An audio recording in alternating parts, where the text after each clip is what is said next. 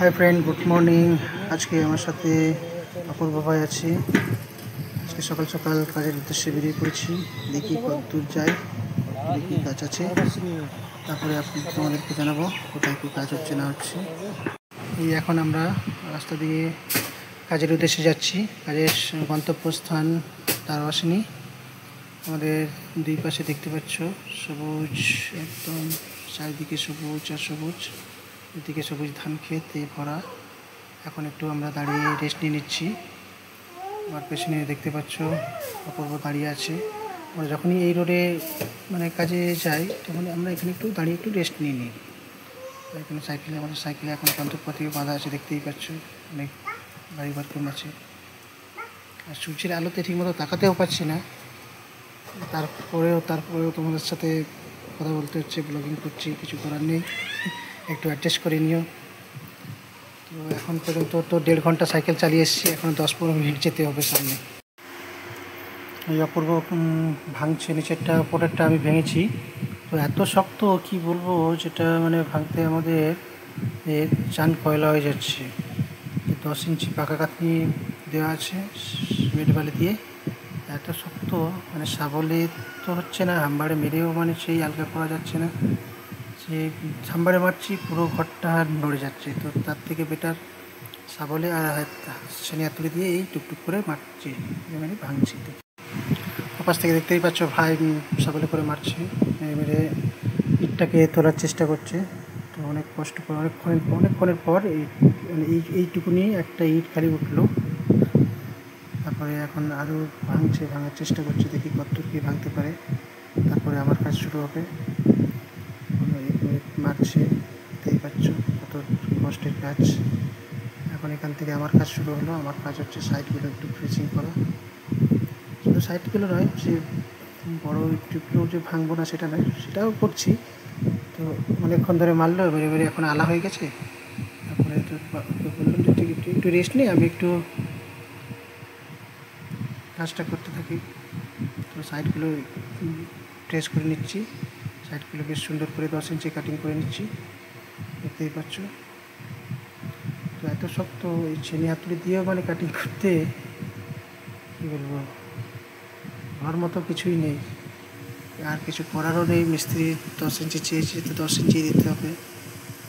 মিস্ত্রির কথা মতো তো তাকে দিতেই হবে না। দেখতে পাচ্ছ অপূর্ব নারকেল গাছের তলায় মুড়ি, আলু আর কুমড়ো তরকারি দিয়ে টিফিন করছে, দেখতেই পাচ্ছ। এটাই আমাদের আজকের টিফিন। আর এইদিকে আমি বসে আছি গোলপাড়ে, আমি বসে ওই মুড়ি, আলু, কুমড়ো তরকারি দিয়ে টিফিন করছি, সঙ্গে পেঁয়াজটাও আছে, পেঁয়াজও খাচ্ছি। এটাই আমাদের টিফিন, আর কি, আর কিছুই নেই। দেখতেই পাচ্ছ তো, পেঁয়াজ মুড়ি দিয়ে, মুড়ি তরকারি দিয়ে টিফিন। ঠিক 10টার সময় টিফিন করি, টিফিন করার পর আবার সেই কাজে লেগে পড়বো। খাওয়া দাওয়ার পর কাজ লেগে পড়েছি। দেখতেই পাচ্ছ অপূর্ব এখন কলম কাটছে, কলমের ভেতরে ট্যাপার করছে, কোদাল কলম চালাচ্ছে, তো করে কাটতে হচ্ছে। তো মাটিটা একটু নরম, তো সেটা নিয়ে অসুবিধা হচ্ছে না, একটু কোদালে ধামাতে লেগে যাচ্ছে, এটাই যা সমস্যা। তারপরে এখানে আমি কলমটা কেটে রেখেছিলাম, ওটা যেটা দেখছো তো একদম পুরো কেটে উঠে আছে, সুতরাং থেকে পর্যন্ত এই পর্যন্ত কেটে এখন ওইখানে নিচে একটা ট্রেন পড়েছিল, সেটাকে ওরকম শাবল দিয়ে কাটছে।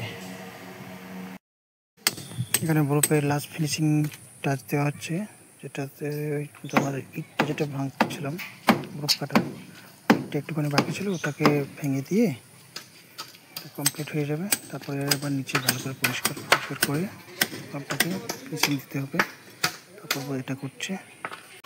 ইটটা ছাড়ানোর পর কলমের নিচের মাটিগুলো তুলছি, তুলে এগুলো ভালো করে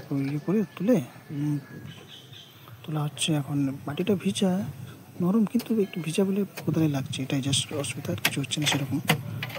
একটু ভিতরে কলমটা আরেকটু ভিতরের দিকে যাবে, ভিতর দিকে, তাই ট্যাপার করতে হচ্ছে, সাবধানে ট্যাপার করতে হচ্ছে, কারণ ইট আছে, একটু এদিক ওদিক হয়ে গেলেই। এখান থেকে আমার কাজ শুরু হয়ে গেল। অপূর্বর কাজ যতটুকু করার ছিল করা হয়ে গেছে। এখন আমি কলমের মধ্যে নেবে খুব সুন্দরভাবে সেই সাইডগুলো যেগুলো আছে সেগুলো ভালো করে ছুলছি, দেখতেই পাচ্ছ সুন্দরভাবে ছুলতে হচ্ছে, ছুলে একদম পরিষ্কার করে করতে হবে। আর ভিতরে এটা ছোলার সময় কী বলুন তো, এটা মানে একটু ইট পাটকেল নুড়ি পাথর এইসবগুলো আছে, তো সেরকম ভালো করে পরিষ্কার হচ্ছিল না, তো আবার অনেক কষ্ট করে ওটাকে টেনে টেনে টেনে টেনে বসে উঠতে বসতে করে একটু সুন্দর করে ওটাকে ড্রেসিং করতে হচ্ছে পরিষ্কার করে। দেখতেই পাচ্ছ কত একটুখানি এদিক ওদিক হয়ে গেলে মাথায় ঠোকা লাগবে। এবং খুব সুন্দর করে গোতালা করে আস্তে আস্তে আস্তে আস্তে করে কেটে ড্রেসিং করতে হয়। ড্রেসিং করে করতে করতে করতে অনেক মানে সব থেকে সত্যি কথা বলতে কলমের সব থেকে বেশি ইম্পর্টেন্ট কাজ হচ্ছে ফিনিশিং যদি দিতে না পারলে কলমের কোনো মূল্যই রইল না। তো এই জন্য ফিনিশিংটা সব থেকে ইম্পর্টেন্ট জিনিস। তো এই কারণে কলমের ফিনিশিংটা খুব সুন্দর করে দিচ্ছি। এখন কলমের ভিতরে ঢুকে সাইডটা হয়ে গেছে অলমোস্ট, এখনও হয়নি, একটু বাকি আছে। তো অন্ধকার বলে ঠিক বোঝা যাচ্ছে না ক্যামেরায়, কিন্তু এখনও হয়নি, একটু আস্তে আস্তে করে করছি। দেখতেই পাচ্ছ উঠতে বসতে আমার কত অসুবিধা হচ্ছে এই ইটের জন্যে, সেই কারণে কিছু করার নেই, অনেক অসুবিধা হলেও করতে হবে যেহেতু এটা আমাদের কাজ। তো খুব সুন্দরভাবে ড্রেসিং করছি, মাটিগুলো টেনে টেনে একটা জায়গায় জড়ো করছি মাঝখানে। সেটা আবার ওই সাইডটা হয়ে গেছে, ওই দিকে ভিতরটা পেছন দিকটা হয়ে গেছে, এখন এই দিকটা বাকি আছে, একটু এদিকটা হালকা করে একটু ড্রেসিং করে নিচ্ছি। ড্রেসিং করার পর পরে মাটি ছাটার পর মাটিগুলো সব ফেলে দেওয়া হচ্ছে। ফেলে দিলে মাটিগুলো সব তুললেই কলম পুরো রেডি হয়ে গেলে আজকে আমাদের কলম কাটা কমপ্লিট হয়ে যাবে। তো এখনও পর্যন্ত যারা আমার চ্যানেলটিকে লাইক সাবস্ক্রাইব করেননি তারা অবশ্যই লাইক সাবস্ক্রাইব করে নাও। ফাইনালি আমার কলমটা এখন এরকম দেখতে হয়েছে। তো ওকে বাই, টাটা, আবার দেখা হবে আগামী